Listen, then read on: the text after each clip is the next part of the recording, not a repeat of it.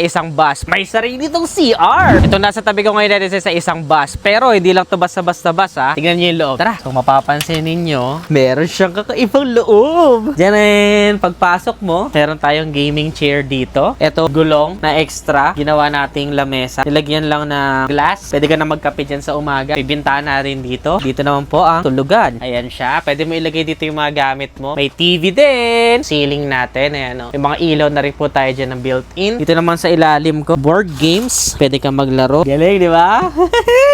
So, syempre, kapag naman ibisita kayo, pwede nyo rin patambayin dito sa ating salas. Meron tayo napakagandang upuan dito. Talagang home na home na yung datingan niya. Tapos, syempre, air-conditioned din. Ating plaka. Meron din tayong kape dito. Tapos, kung magkakape ka, inom ka ng tubig. Functional po yung ating mga gripo. Hindi mawawala ang lutuan. Syempre, para social, may refrigerator din po tayo dito. Functional yan ha, malamig yan. Dito naman po yung ating mga pinggan. Kape-kape lang kayo. May sarili tong CR! Yung shock ng ating motor, ginawa nating doorknob. Jeren! Napakaganda po ng CR niyan. May salamin. Ginawa po natin yung parang mosaic, yung mga glasses para natural lighting lang dun sa ating CR. Pero pwede po naman din po yung pailawin. At itong malupit dyan, meron din siyang shower. So kapag maliligo ako, pwede maligo. Galing, no? Siyempre, meron din yung bowl na merong bidet. At dun po yung driver. Wala siyang kalam-alam sa nangyayari.